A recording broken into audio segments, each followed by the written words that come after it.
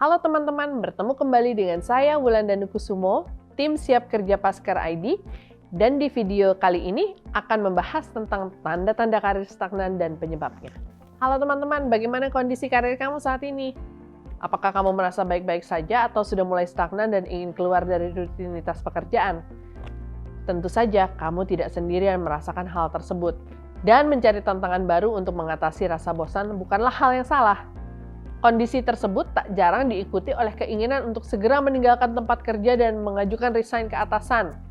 Namun sebelum kamu membuat keputusan yang keliru, pastikan dulu apakah kamu betul-betul berada dalam situasi yang stagnan dan tidak bisa berkembang.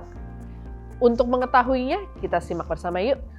Tanda yang khas dialami setiap karyawan yang stagnan dalam pekerjaan adalah menurunnya kualitas kerja. Kamu mulai tidak peduli dengan tenggat waktu yang diberikan atasan dan hasilnya juga tidak maksimal. Selain itu, produktivitas yang menurun juga ditandai dengan hilangnya rasa percaya diri sehingga membuat kamu menjadi lebih apatis dibanding saat baru mulai bekerja. Kamu juga menjadi sulit untuk merasa puas dan bahkan kehilangan dorongan untuk melakukan yang terbaik bagi perusahaan tempatmu bekerja.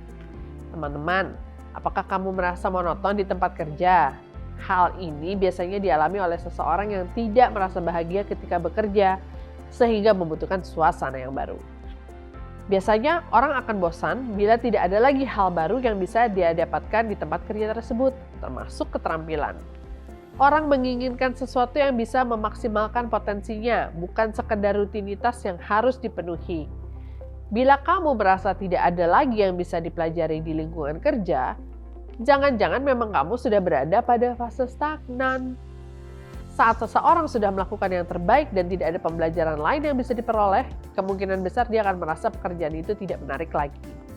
Hal tersebut dikarenakan kurangnya tantangan yang membuat karyawan menjadi bosan dan cepat puas diri. Ini biasanya terjadi pada mereka yang sudah berada pada puncak karir dan bingung harus berbuat apa lagi. Oleh karena itu disarankan bila kamu ada dalam fase tersebut, cobalah untuk berpindah ke area bisnis lain atau mengubah jalur karir yang berbeda dari sebelumnya. Setiap orang membutuhkan apresiasi setelah melakukan usaha apapun itu, termasuk dalam pekerjaan. Seorang karyawan yang tidak merasa dihargai biasanya akan kehilangan minat untuk bekerja secara maksimal dan berdampak pada kualitas kerjanya. Kekesalan karyawan yang terlalu lama disimpan hanya akan menghabiskan energi dengan percuma.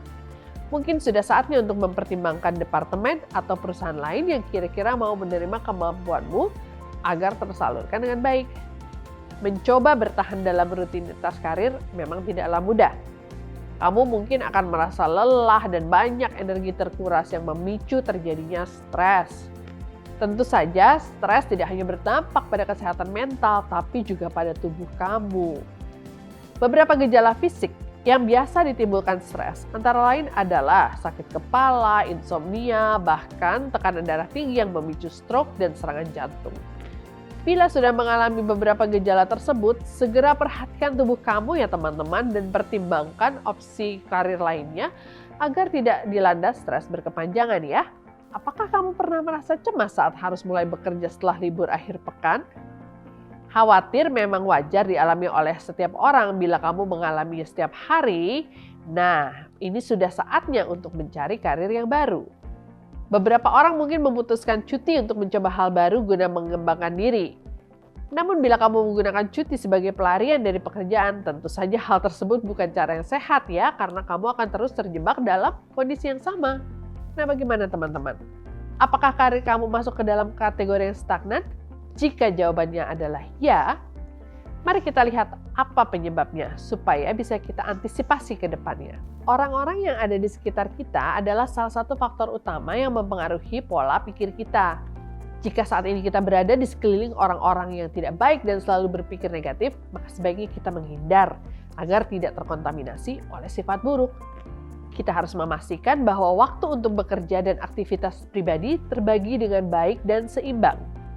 Ketika saatnya kita menghabiskan waktu untuk keluarga dan hal pribadi lainnya, lupakanlah sejenak masalah pekerjaan. Dengan begitu, ketika waktu bekerja tiba, kita akan memiliki semangat dan motivasi kerja yang cukup baik. Usahakan jangan ada fokus lain di luar pekerjaan kita ya teman-teman. Fokus yang terbagi artinya energi yang terbagi, dan biasanya pencapaiannya tidak bisa maksimal. Oleh karena itu, kita harus pilih salah satu untuk ditekuni dan dikerjakan agar bisa memaksimalkan pencapaian. Teman-teman, jangan pernah lelah ya untuk belajar dan selalu upgrade kemampuan kita. Karena ketika kemampuan yang kita miliki sudah lebih dari cukup, maka kita akan mendapatkan promosi karir. Skill atau kemampuan yang dimaksud di sini bukan hanya dalam hal skill teknis saja loh ya, namun juga skill non teknis atau soft skill. Ketika lingkungan kerja kita sudah baik, kita juga sudah bekerja dengan maksimal, namun karir tetap stagnan. Maka permasalahannya bukan hanya ada di dalam diri kita dan orang-orang di sekitar kita. Bisa jadi sumber masalah sebenarnya berasal dari pimpinan kita. Dia tidak memiliki visi yang jelas dalam membangun perusahaan dan manajemen timnya. Apalagi diperburuk dengan hubungan yang tidak terjalin dengan baik antara pimpinan dengan kita. Ini akan menyebabkan karir kita mentok di situ-situ saja. Untuk dapat dipromosikan pada jenjang karir yang lebih baik, kita harus mencuri perhatian atasan dengan cara menunjukkan kualitas kita. Kualitas bukan hanya dapat terlihat dari cara kita menyelesaikan tugas, namun juga dari inisiatif yang kita berikan untuk kemajuan perusahaan. Jangan pernah membuang peluang yang ada. Ambillah setiap peluang yang selalu dapat berdampak pada karir kita.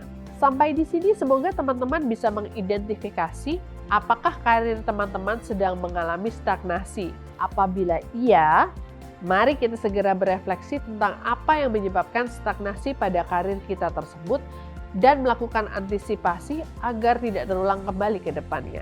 Oke teman-teman, mari kita terus berupaya mengembangkan diri dan meningkatkan daya saing kita.